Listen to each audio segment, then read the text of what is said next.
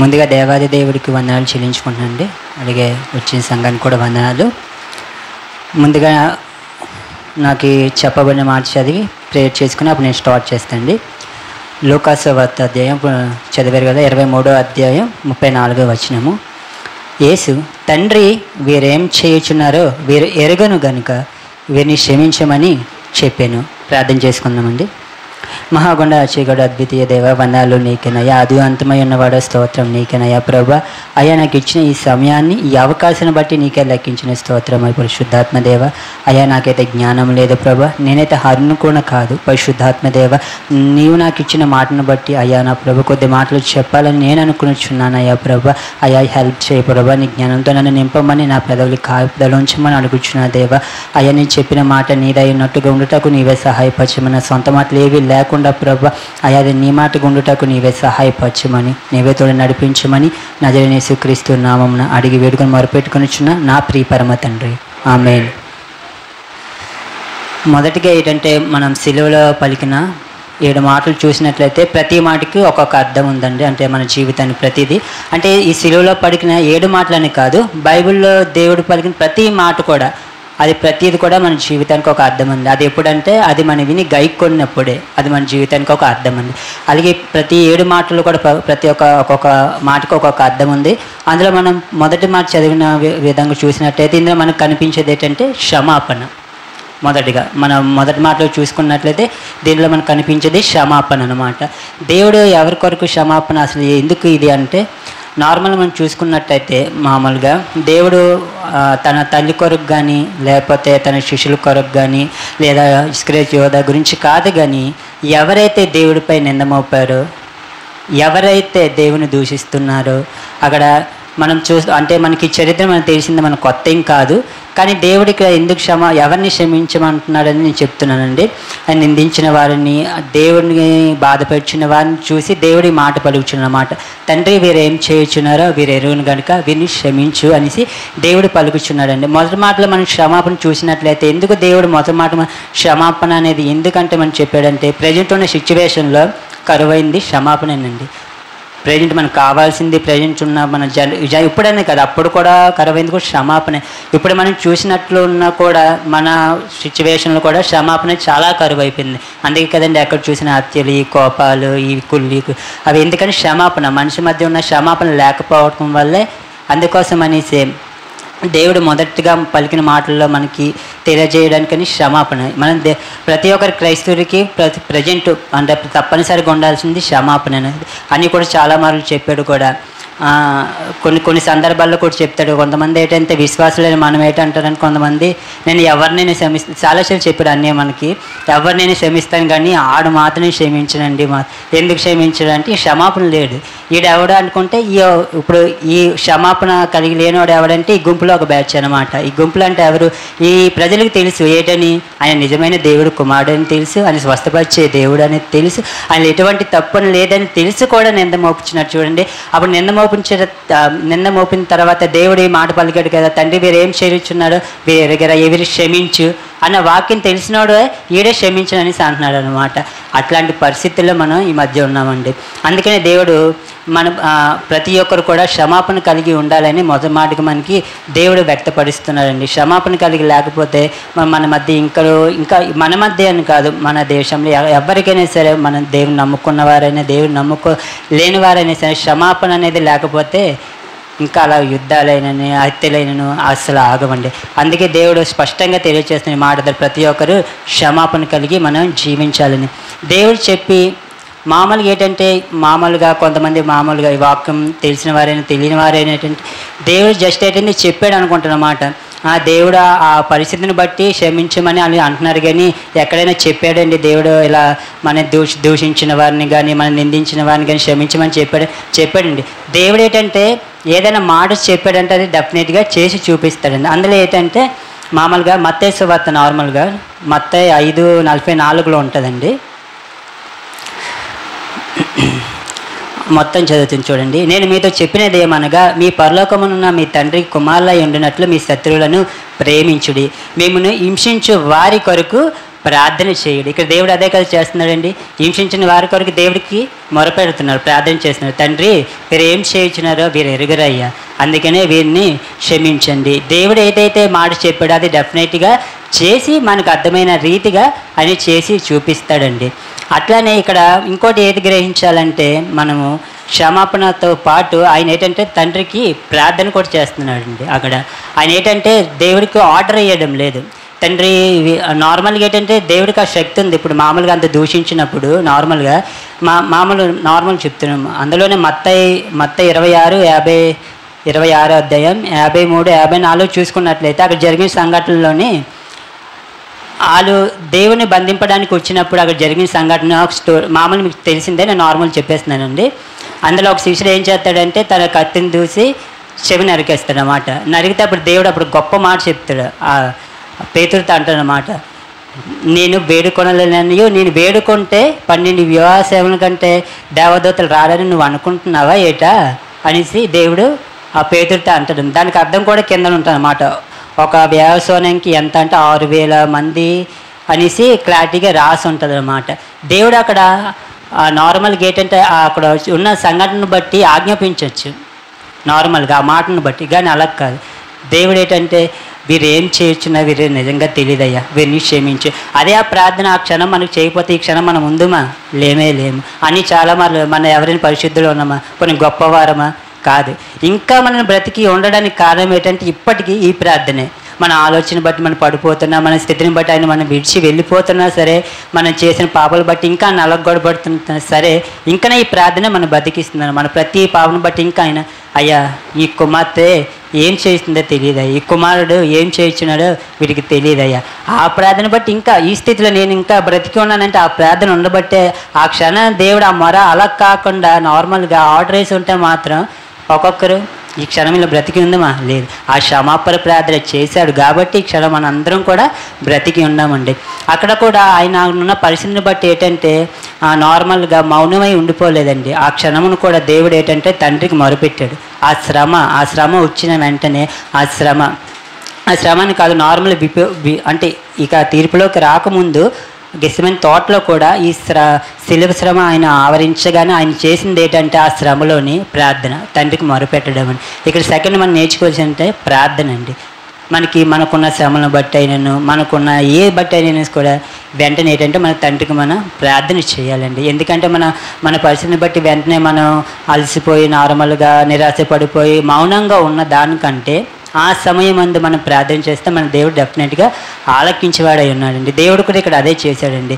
తనకు కలిగిన శ్రమను బట్టి, తనకు వచ్చిన ఆ శ్రమను బట్టి ఆయన ఏం చేయలేని స్థితి, ఏం మాట్లాడే స్థితి, కానీ ఆ సమయం అందు తండ్రికి వెంటనే మోకరిల్లి ప్రార్థన చేశారండి. ఈ సమయం కూడా మనము కూడా అట్టి రీతిగానే మనకున్న శ్రమలను బట్టి కానీ మనకు వస్తున్న ఇబ్బందుల బట్టి కానీ మనము నార్మల్గా కంగారు పడిపోకుండా, మామూలుగా తూలిపోకుండా, కూలిపోకుండా మనం కూడా ఇప్పుడు దేవుడు ఎట్లా అయితే తన ఒక పరిస్థితిని బట్టి తండ్రికి ఎలా అయితే ప్రార్థన చేశాడో మనం కూడా అట్టి రీతిగానే ప్రార్థన చేసామనుకో మన దేవుడు మన ప్రార్థన డెఫినెట్గా ఆలకించి మనకి జవాబు ఇస్తాడండి.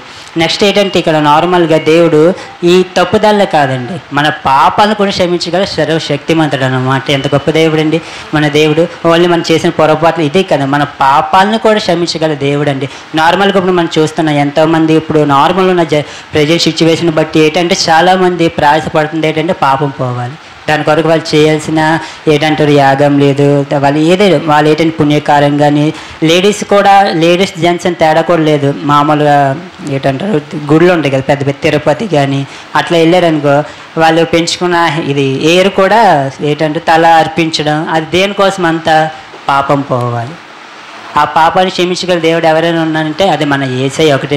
నేనేంటంటే నార్మల్గా ఈ మెసేజ్లో చూసి నేను విన్నది ఏంటంటే దేవుడు మామూలు ఇప్పుడు మనకు వాక్యం ఉంది, దేవుడు దేని కొరకు వచ్చాడంటే లోక పాపంలో మోసుకుపోవడానికి వచ్చిన దేవుని గొర్రె పిల్లని. మనకి ఆ నార్మల్గా ఈ పాపాన్ని మోసుకు వెళ్ళడానికి ఎందుకు వచ్చాడు అంటే మనకి కావాల్సింది ఏంటంటే పాప క్షమాపణ. అందుకోసమేనండి నార్మల్గా మనకి నిజంగా అందరికీ మనకే కాదనమాట, ఈ ప్రపంచం అందరికీ ఒక వాంటెడ్ ఏంటంటే నార్మల్గా అందరికీ హెల్త్ ఇష్యూస్ ఉన్నాయి. నార్మల్గా హెల్త్ ఇష్యూస్ ఉన్నాయి కాబట్టి ఎలాగైనా దానికి జవాబు పొందుకోవాలని దేవుడు చూస్తున్నాడు అన్నమాట. నార్మల్గా వీళ్ళకి ఏటి కావాలి అసలు దేనికోసం వీళ్ళు ప్రయాసపడుతున్నారు అని చూసినట్టయితే నార్మల్ మనం ఆరోగ్యం కొరకు అనుకో, అంటే ఇది నేను నార్మల్గా విన్నాను అన్నమాట ఒక దగ్గర. నార్మల్గా వాంటెడ్ మనకి ఆరోగ్యం కొరకే అనుకో, ఆయన నిజంగా ఈ పాపను మోసుకెళ్ళిన దేవుని కుమారుడిగా రాకపోవచ్చు, మనకు ఆరోగ్యమే కావాలి కాబట్టి ఆ డాక్టర్గా రావచ్చు, లేదా మనకి జ్ఞానం కోసమే అన్వేషణ చేస్తున్నాం, ఓన్లీ జ్ఞానమే కావాలి. అలాగనుకో మనకి నాలెడ్జ్ ఆయన ఇవ్వడానికి ఒక లెక్చరర్ కానీ టీచర్ గానే రావచ్చు. కానీ మానవుడు దేని కొరకు పరిగెడుతున్నాడు? తన పాప క్షమాపణ. అందుకోసం అనేసి దేవుడే మన కొరకని ఆ పరమును వీడ్చి మన పాపలు మోయడానికి అనేసి అని దేవుని కుమారుడిగా ఈ లోకానికి వచ్చాడండి మన కోసము. ఇందులో ప్రతి మాట అంటే నార్మల్గా అంటే మనకి తెలియదని కాదు, ప్రతి గుడ్ ఫ్రైడే కానీ నార్మల్ సిచ్యువేషన్ కూడా ప్రతి వాక్యం మనకి చదువుతాం. దేవుడికి చెప్పిన ప్రతి మాటను బట్టి అయితే ఆయన నార్మల్ కొంత ఈ మాటను బట్టి ఎంత ఆయన ఎంత మనం క్షమిస్తున్నాడో సింపుల్గా తెలిసిపోద్దండి. కొంతమంది ఏంటంటే మాట తిని బట్టి మనం చెప్పేస్తాం. నార్మల్గా క్రిస్టియన్స్ అనుకో, కొంతమంది మాటలను బట్టి నన్ను చాలామంది అడిగారు, నేను నార్మల్ మాట్లాడను, తమ్ముడు నువ్వు దేవుని నమ్ముకున్నావా, కొన్ని మాటలను బట్టి వాళ్ళకున్న క్వాలిఫికేషన్ గురించి చెప్పచ్చు అనమాట. ఈ మాటలో కూడా దేవుడు ఎంతగా మనం క్షమిస్తున్నాడో ఈ మాటను బట్టి ఎంతగానో చెప్పచ్చు. వాళ్ళు ఎంత దూషించినా ఎంత నిందలు వేసినా సరే ఆయన ఎంత దయకలిగా మాట అన్నాడండి, వీరేం చేయుచున్నారు వీరికి తెలియదయ్యా, దయించి వీరిని క్షమించు. అటువంటి ప్రార్థన మనకు కూడా ఉండాలండి ఈ క్షణమున. అటువంటివి లేక ఇంకా మనలోనే ఇంకా కుళ్ళి కుశుద్ధాలు ఇవన్నీ అలా ఎందుకు నిండిపోతున్నాయంటే ఈ ప్రార్థన లేకపోవడం వల్ల. దేవుడు ఎంతగానో స్పష్టంగా తెలియజేస్తాడు. మొదటి మాటల్లోనే క్షమాపణ అనేది మనకి కలిగి ఉన్నాడు. అక్కడ సిచ్యువేషన్ బట్టి కూడా దేవుడు ఇప్పుడు నార్మల్గా అక్కడ ఉన్న జనాంగాలకి దేవుడు ఎటువంటి వాడో తెలుసు, దేవుడు ఎంత సర్వశక్తిమంతుడో తెలుసు. అంత తెలిసి అంటే దేవుడికి అక్కడ క్షమాపణ అనేది అవసరం లేదు. బట్ ఆయన దేవుడు అనుకోండి, అక్కడ జరుగుతున్న పరిస్థితిని బట్టి ఆయన అక్కడ నిలబడ్డారు కాబట్టి వీళ్ళు తీర్పు ఇవ్వాలి కాబట్టి అక్కడ క్షమాపణ దేవుడికి అవసరం లేదుగా, వీళ్ళు చెప్పాలి నార్మల్గా దేవుని క్షమించాలి. యాక్చువల్లీ దేవుడు క్షమాపణ అవసరం లేదు, అక్కడ సందర్భం బట్టి చెప్పాలి. దేవుడు ఎంత మంచివాడో తెలుసు కదా, ఆయన ఎన్ని కార్యాలు చేసాడో తెలుసు కదా. ఇవన్నీ చూసుకోవడాలు దేవుడిని ఎలా కొద్ది కూడా క్షమాపణ లేకుండా ఏసు మాకొద్దు అనేసి ఎంతగా అరిచారండి. అక్కడ ఉన్న ప్రజెంట్ ఆ దేవుని కుమారుని ఎరిగి కూడా వాళ్ళు దేవుని క్షమించలేదంటే వాళ్ళు పక్కింటిని పొరుగింటిని క్షమించేస్తారా? ఊరికి క్షమించేస్తాడా? ఏ గొడవ అయినా సరే నువ్వంటే నువ్వు నేనంటే నేను. చూసారా దేవుడు ఎంతగా ఆలోచించాడా? దేవుని కుమారుడిని నేను తెలిసి కూడా నన్నే క్షమించలేదంటే వీళ్ళు పక్కింటి పొరుగింటి క్షమించేస్తారు అంత సింపుల్గా. చూసారా?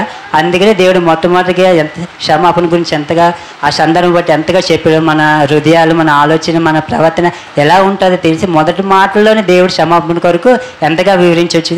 దేవుడు ఎంతో జ్ఞానండి. మనం అనుకుంటూ ఉంటాం అన్నమాట, కొన్ని పరిస్థితులు బట్టి దేవుడు నన్ను చూడలేదు, దేవుడికి కొన్ని పరిస్థితులు బట్టి కూడా అనుకుంటాం దేవుడు చూస్తాడా, ప్రతి సందర్భంలో చూస్తాడా అని. ప్రతి సందర్భంలో చూస్తాడండి.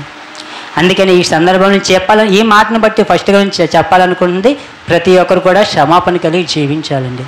దేవుడు చెప్పిన మాటను బట్టి ఆయన చేసి చూపించాడు కాబట్టి మనం విన్న వాళ్ళం కూడా అది చేసి మన ప్రవర్తనలో చూపించాలండి. రెండవది ఏంటంటే ప్రార్థన.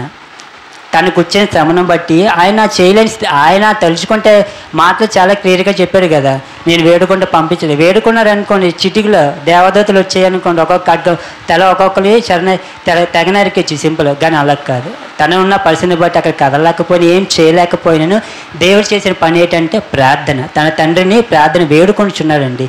ఆ శ్రమలో, ఆ వేదనలో, ఆ తోటలను అంతగా మూడుగుచ్చు చెమట రక్తంగా మారిన పరిస్థితి ఉన్నప్పటికీ కూడా ఆయన తండ్రి నీ చిత్తమేనయ్యా, నా ఇష్టం కాదు. దేవుడు ఎంతగా వేడుకొనిచున్నట్టు చూడండి.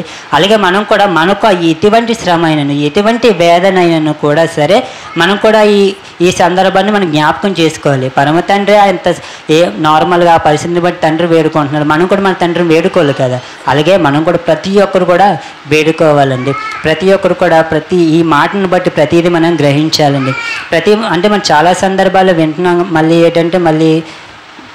కొన్ని మన పరిస్థితులను బట్టి పడిపోవచ్చు, కొన్ని మాటలు మర్చిపోవచ్చు. మళ్ళీ ఎప్పుడంటే మళ్ళీ ఇటువంటి సందర్భంలో మళ్ళీ అనుకుంటాం నిజమే దేవా అంటే మనం విన్నదే మళ్ళీ మర్చిపోతాం. ఎందుకంటే మన బిహేవియర్ అలాంటిది. మళ్ళీ ఏంటంటే ఇలాంటి ఈ గుడ్ ఫ్రైడే రోజు మళ్ళీ వింటాం కాబట్టి మళ్ళీ దేవా నేను మనకు తెలుసు మనం ఎవరితో మాట్లాడితే ఎటువంటి శత్రుత్వం ఉందో, అవతల వారు ఎవరి మీద కోపం చూపిస్తారో మన మనసుకు తెలుసు. మళ్ళీ మాటను బట్టి లేదా ఈ 7 మాటలను బట్టి ఏదో ఒక మాటల్లో మనకి ఆ బిహేవియర్ మనకు కలిగి ఉంటుంది. ఎందుకంటే మానవులం కాబట్టి ప్రతి ఒక్కరు, అందుకనే దేవుడు ప్రతిసారి ఏదో ఒక మాటను బట్టి మనతో మాట్లాడుతూనే ఉంటాడు. కాబట్టి మళ్ళీ నెక్స్ట్ గుడ్ ఫ్రైడే వచ్చినప్పటికల్లా మళ్ళీ మర్చిపోయి మళ్ళీ గుడ్ ఫ్రైడేకి విని ఆ దేవా సరే దేవా మరి నాతో మాట్లాడావు ఈరోజు మళ్ళీ నాతో మాట్లాడావు కదా మళ్ళీ ఈసారి నుంచి ఉంటుంది. అట్లా కాకుండా మనం విన్న మాటను బట్టి ప్రతిదీ కూడా ఆయన చేసి చూపించాడు కాబట్టి మనం కూడా ఆయన ఏదైతే చెప్పాడో ఏదైతే చేశాడో అట్టి రీతిగానే మనము కూడా ఆ క్షమాపణ కలిగి, ఎందుకంటే అంటే బైబిల్లో ప్రతిసారి దేవుడు చెప్పాడు మామూలు శత్రువుని క్షమించాలి నీ పొరుగువని ఆజ్ఞల్లో కూడా ఉంటుంది. మామూలు పరలోక ప్రార్థన చేసినప్పుడు కూడా ఉంటుంది. పరలోక ప్రార్థన అందరికీ తెలిసిందే కదా, మీరు మనసులో అపరాధములు క్షమించిన ఎడల మీ పరలోక తండ్రి మీ అపరాధములు క్షమించింది క్లారిటీగా. అందుకని క్షమాపణ అనేది చాలా చాలా ఇంపార్టెంట్. అందుకనే మొట్టమొదటిగా దేవుడు మొత్తగా చెప్పిన మాటలోనే క్షమాపణ అనేది చాలా స్పష్టంగా తెలియజేశాడండి. ఓకేనా? అందుకే ప్రతి ఒక్కరు కూడా దేవుడు మొదటిగా మనకి చెప్పిన మాటను బట్టి ప్రతి ఒక్కరు క్షమాపణ కలిగి ఆయన మనకి ఏదైతే చెప్పాడో దాన్ని బట్టి మనము ప్రవర్తించి మన శ్రమల వేదనలో ఆయన ఎలా అయితే తండ్రికి మనం మొరపెట్టాడో మనం కూడా అటు రీతిగా మొరపెట్టి జవాబు పొంది అందరము కూడా క్షమాపణ కలిగి ఆయన మాటలో విని మనం కూడా ఆయన రాజ్యంలో చేరులాగిన ప్రతి ఒక్కరు ఉంటారని ఈ మాటలు ఎటువంటి తప్పున్నా క్షమించమని ఈ చిన్న వాక్యం దేవుడు దీవించును గాక. ఆమె చిన్న ప్రార్థన అండి. మహాగొండ ఆర్చిగొండ వందాలు నీకనే అద్వితీయ దేవస్తోత్రం నీకేనయ్యా. అయ్యా ఇంతవరకు నువ్వు తోడని నడిపించావు ప్రభా. నాకు ఇచ్చిన మాటను బట్టి నేను నేర్చుకుని చెప్పాలనుకున్నానయ్యా. అయ్యా నా మాటల్లో ఎటువంటి దోషమున నా సొంత మాటలు ఏవో నన్ను క్షమించండి అయ్యా. ఎందుకంటే వాక్యం నీదైతేనే అది మళ్ళీ ఫలిస్తుంది, కానీ మా సొంత వాక్యాలు కానీ మా సొంత ఆలోచన ఏవి ఫలించవయ్యా. అయ్యా మేము చెప్పిన ప్రతి మాట ప్రభా నీదే ఉండి తగ్గ అయ్యా నీవే సహాయపరచమని నాకు తోడై ఉండి నాకు హెల్ప్ చేసిన విధానాన్ని బట్టి నీకు వందనాలు చెల్లించుకొనొచ్చు. నా యేసుక్రీస్తు నామమున అడిగి వేడుకొని మొరపెట్టుకొనిచున్న నా ప్రియ పరమ తండ్రి. ఆమేన్.